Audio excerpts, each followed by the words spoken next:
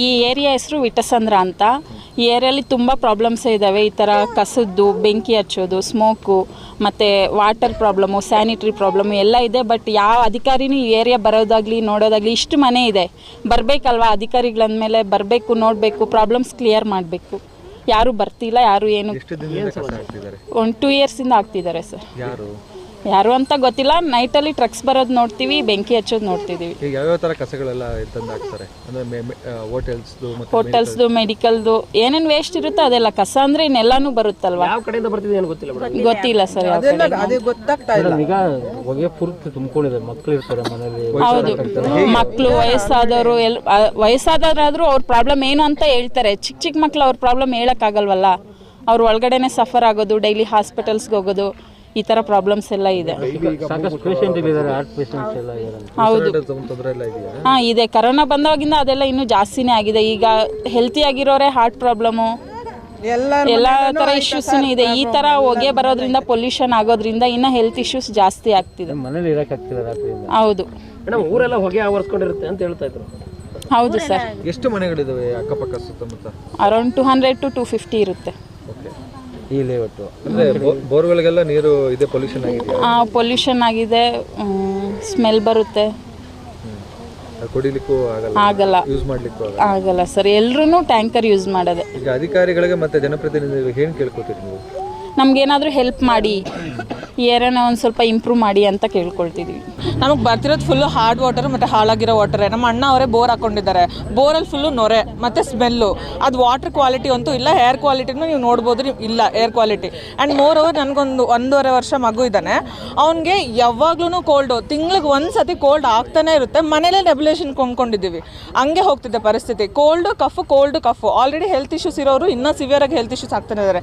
ನಮ್ಮ ಅಜ್ಜಿ ಇದ್ದಾರೆ, ಅವ್ರಿಗೆ ಆಲ್ರೆಡಿ ಆಂಜಿಯೋ ಮಾಡಿದ್ದಾರೆ, ಅವರೂ ಇಲ್ಲಿದ್ದಾರೆ ಇವಾಗ. ಸೊ ಇಂಥ ಹೆಲ್ತ್ ಇಶ್ಯೂಸ್ ಆಲ್ರೆಡಿ ಇರಬೇಕಾದ್ರೆ ಒನ್ ಮೋರ್ ಹೆಲ್ತ್ ಕನ್ಸರ್ನ್ ಬಂದರೆ, ನಾನು ಮೆಡಿಕಲ್ ಪ್ರೊಫೆಷನಲ್ಲೇ, ಸೊ ಇನ್ನೊಂದು ಹೆಲ್ತ್ ಕನ್ಸರ್ನ್ ಬರ್ತಾನೆ ಇರುತ್ತೆ.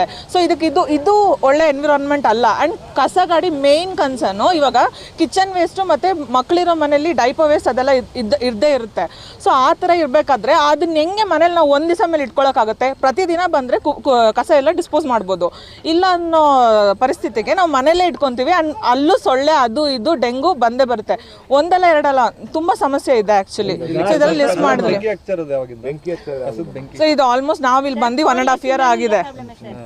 ನಾನು ಬಂದು 1.5 year ಆಗಿದೆ ಸರ್. 1.5 year ಇಂದ ಎವ್ರಿ ವೀಕ್ ನಾವು ಒನ್ಸ್ ಆರ್ ಟ್ವೈಸ್ ನೋಡ್ತೀವಿ ಇದನ್ನ.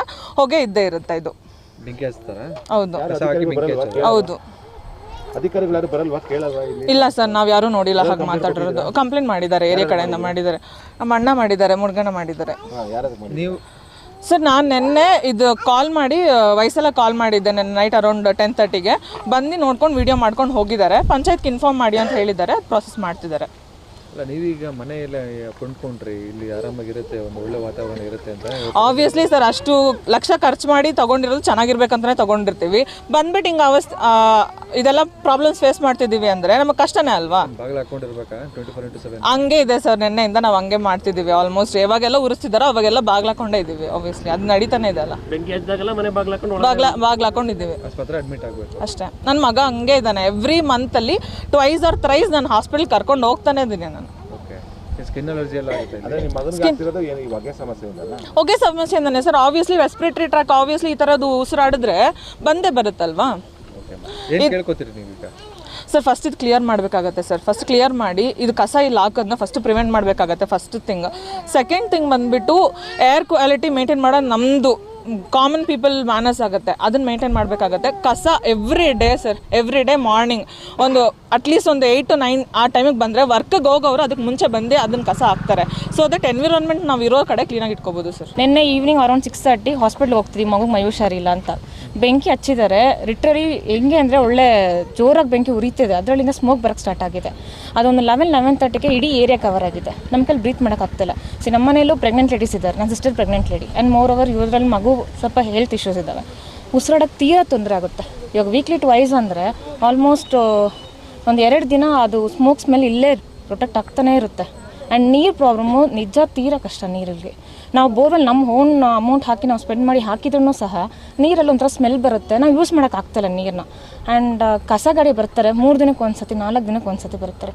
ಏನೋ ಆಲ್ಟರ್ನೇಟಿವ್ಸ್ ಡೇಸ್ ಬಂದರೆ ಪರವಾಗಿಲ್ಲ, 4 ದಿನಕ್ಕೆ ಒಂದ್ಸತಿ 5 ದಿನಕ್ಕೆ ಒಂದ್ಸತಿ ಬಂದರೆ ನಾವು ಹೆಂಗೆ ಅದನ್ನು ಇಲ್ಲಿ ಕಸ ತರೋರೆಲ್ಲ ಬೇರೆ ಕಸ ತಂದು ಇಲ್ಲೇ ಹಾಕ್ತಿದ್ದಾರೆ. ಹೌದು ಖಂಡಿತ, ಬೇರೆ ಕಡೆ ಎಲ್ಲ ಕಸ ತೊಗೊಂಬಂದು ಇಲ್ಲಿ ತುಂಬ್ತಾರೆ, ಮತ್ತು ಬೆಂಕಿ ಹಚ್ಚೋದು 2 days ಒನ್ಸು ಇಲ್ಲ 3 days ಒನ್ಸ್ ಬೆಂಕಿ ಹಚ್ಚೋದು, ಅದು ಬ್ರೀತ್ ಮಾಡೋಕ್ಕೆ ತೀರಾ ಕಷ್ಟ ಆಗುತ್ತೆ. ಅಲ್ಲ ಈಗ ಅದರಿಂದ ದುಡಿಯೋ ದುಡ್ಡೆಲ್ಲ ಆಸ್ಪತ್ರೆಗೆ ಖರ್ಚು ಮಾಡೋದು, ಚರ್ಮ ಖಂಡಿತ ಇವಾಗ ನನ್ನ ಕೇಸಲ್ಲಿ ಆಗ್ತಾನೆ ಇದೆ ಸರ್. ಇವಾಗ ವಾರದಲ್ಲಿ ಮಕ್ಳು 2 ಮಕ್ಳು ಇರ್ತಾರೆ ಅಂದ್ಕೊಳ್ಳಿ, 1 ವಾರ ಬಿಟ್ಟು 1 ವಾರ. ಇವಾಗ ನನ್ನ ಮಗು ದೊಡ್ಡ ಮಗುಗೆ ಸ್ವಲ್ಪ ಈ ವಾರ ಸ್ವಲ್ಪ ಮೈ ಹುಷಾರಿಲ್ಲ ಅಂದರೆ ನೆಕ್ಸ್ಟ್ ವಾರ ಇನ್ನೊಂದು ಮಗುಗೆ ಸ್ಟಾರ್ಟ್ ಆಗಿರುತ್ತೆ. ದುಡಿಯೋದನ್ನ ಅರ್ಧ ದುಡ್ಡು ತೊಗೊಂಡೋಗಿ ಹಾಸ್ಪಿಟ್ಲೇ ಇಡ್ಬೇಕು ನಾವು ಅಷ್ಟೇ. ಇಲ್ಲ ಈಗ ಆ್ಯಂಡ್ ಮೋರ್ ಓವರು ಕೆಮ್ಮು, ಬ್ರೀತಿಂಗ್ ಪ್ರಾಬ್ಲಮ್ಮು, ಕಂಟಿನ್ಯೂಸ್ ಫೀವರ್ಸು. ಯಾರಿದ್ದಾರೆ MLA?